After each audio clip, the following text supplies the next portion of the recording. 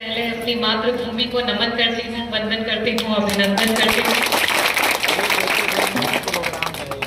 मंच पर उपस्थित सभी मनोभावों को मैं प्रणाम करती हूँ और हृदय से धन्यवाद करती हूँ मुझे यहाँ आमंत्रित करने के लिए और एज अ चीफ गेस्ट बुलाने के लिए मैं हृदय से आप सभी की बहुत बहुत आभारी हूँ।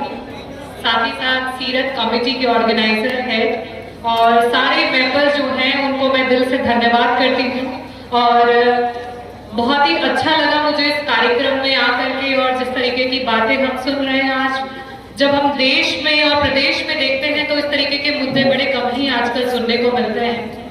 हर जगह जहां भी देखा जाए तो सिर्फ नफरत है, हर जगह सिर्फ एक ही काम चल रहा है, वो है लोगों के बीच में किस तरीके से दीवारें खड़ी की जाए। और जब ऐसा मंच मिलता है जहाँ भाईचारे की बात होती है, मोहब्बत की बात होती है, एक दूसरे के लिए, एक दूसरे के सम्मान में, एक दूसरे की इज्जत के लिए खड़े होने की बात होती है तो बड़ा ही फक्र महसूस होता है, बहुत गर्व महसूस होता है। और उसके लिए मैं सीरत कमेटी को दिल से धन्यवाद करना चाहूंगी कि आपने मुझे यहाँ पे आमंत्रित किया। मैं धन्यवाद करना चाहूंगी समाजवादी पार्टी के राष्ट्रीय अध्यक्ष श्री अखिलेश यादव जी का, जिनके आशीर्वाद से आज मैं आप लोगों के बीच में विधायक बन करके आप लोगों के हर कार्यक्रम में हिस्सा ले पा रही हूँ और आप लोगों से प्यार आशीर्वाद हर समय पा रही हूँ। उसके लिए मैं बहुत बहुत आभारी हूँ समाजवादी पार्टी की और हमारे माननीय राष्ट्रीय अध्यक्ष जी। मैं धन्यवाद करना चाहूंगी मछली शहर की जनता का, जो आप लोग मुझ पे विश्वास रखते हैं और हमेशा मेरे साथ खड़े रहते हैं और बोलते हैं कि जा तो सदन में बोल और हम तुम्हारे साथ हैं। उसके लिए मैं दिल से आप सभी को बहुत बहुत धन्यवाद करूंगी।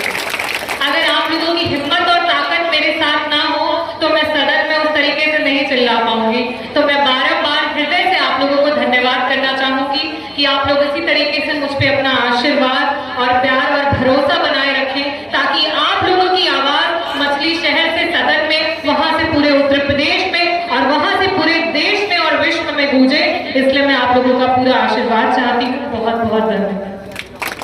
अब बात करेंगे आज जब इस अवसर पर बुलाया गया है और जो इसका मुद्दा है कि किस तरीके से हमें आपस में भाईचारे को बनाना है, किस तरीके से एक दूसरे के लिए खड़े होना है। तो एक स्कूल की छोटी सी कविता है, मैं आप लोगों के सामने वो रखूंगी। आप लोगों ने शायद पहले भी सुना होगा, पर मैं चाहती हूँ कि मैं अपने लोगों को सामने से इस कविता को सुनाऊं, जो मेरे दिल की बात है वो आप लोगों को बताऊं। अल्लाह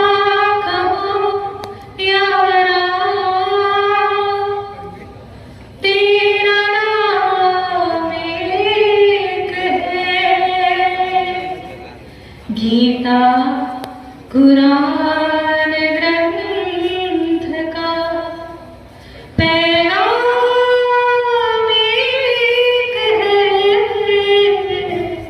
अल्लाह का यारा मुस्लिम हिंदू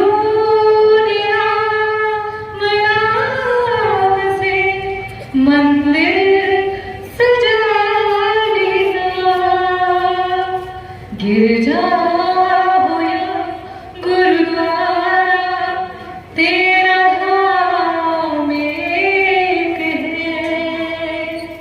गीता कुरान ग्रंथ का पैगाम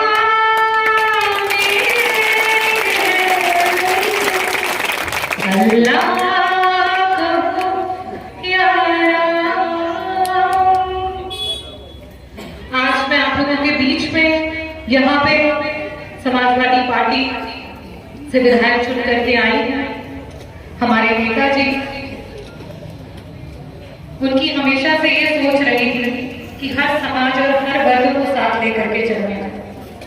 उन्होंने जो लड़ाई लड़ी सिपही के छोटे से गांव से, वो जिस तरीके से चले, आप लोगों ने उनका काफिला देखा हो। जिस समय वो चले थे वो अकेले ही चले थे, सिपही से वो चले और लखनऊ पहुंचे और लखनऊ से एक ऐसा वक्त आया कि वो पूरे देश की रक्षा की कमान उनके हाथ में दी गई और वो रक्षा मंत्री बने। बहुत दुख का समय है ये हम सभी के लिए, हम समाजवादियों के लिए कि हमने उन्हें खो दिया, लेकिन हम सबके दिल में वो एक मशाल जला करके गए हैं और हम सबको बता करके गए हैं कि ये भाईचारा और ये जो प्यार है उसे हमें बरकरार रखना है। बहुत से ऐसे लोग मिलेंगे जो इसको तोड़ने की कोशिश करेंगे, बहुत से ऐसे लोग मिलेंगे जो आपको रोकने की कोशिश करेंगे। जब भी आप कुछ अच्छा करना चाहते हो तो लोग आपको रोकते हैं, टोकते हैं, आपने ये हमेशा देखा होगा। लेकिन नेताजी की कुछ कही हुई बातें थी, नेताजी की कुछ चंद लाइनें हैं जो मैं आपको बोलना चाहूंगी। और यहाँ पे उपस्थित सभी आदरणीय मेरे पिता तुल्य, मेरे भाई, मेरी माताएं और बहनें जो यहाँ मेरे समक्ष तो नहीं है, पर मैं पूरा यकीन रखती हूँ कि वो मेरी आवाज को सुन पा रही होंगी। और अगली बार चाहूंगी कि जिस तरीके से मैं यहाँ हूँ मैं उनको मेरे समक्ष देख पाऊँ, ये भी एक निवेदन करूंगी, क्योंकि नेताजी और समाजवादी पार्टी की बहुत ही प्रोग्रेसिव सोच है और वो सोच ना तो जात पात में विश्वास रखती है, ना ही किसी धर्म के भेदभाव में विश्वास रखती है, और ना ही पुरुष और महिला के बीच में कोई भेदभाव रखती है, और सबको समानता, जिस तरीके से ईश्वर भगवान अल्लाह हमको सेम नजर से देखता है उसी तरीके से वो हम सबको देखते हैं। और मैं कुछ लाइनें बोलूंगी। जब हमारे नेताजी निकले थे सिपाही से तो बहुत ही कम उम्र में एक बावली से स्कूल में वो टीचर थे और साथ ही साथ पहलवानी कुश्ती भी करते थे।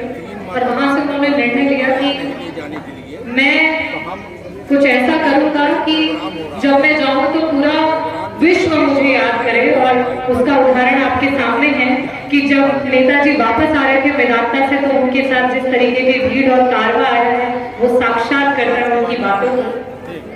उन्होंने हमेशा यही बोला कि जब भी कोई कठिनाई आए तो उसको बोलना है तुम कब तक मुझको रोकोगे, तुम कब तक मुझको रोकोगे, तुम कब तक मुझको टोकोगे।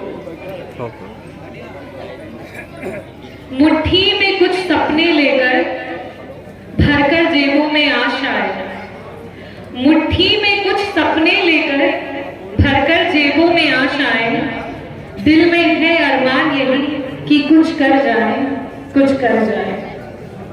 ये सोच करके वो आगे बढ़े और उन्होंने क्या बोला, उन्होंने बोला सूरज जैसा तेज नहीं मुझ में, सूरज जैसा तेज नहीं मुझ में, दीपक सा जलता देखोगे, लेकिन अपनी हद को रोशन करने से तुम कब तक मुझको रोकोगे, तुम कब तक मुझको रोकोगे।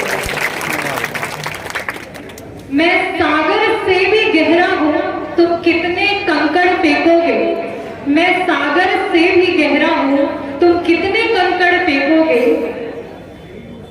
चुन चुन कर आगे बढ़ूंगा मैं, तुम कब तक मुझको रोकोगे, तुम कब तक मुझको रोकोगे।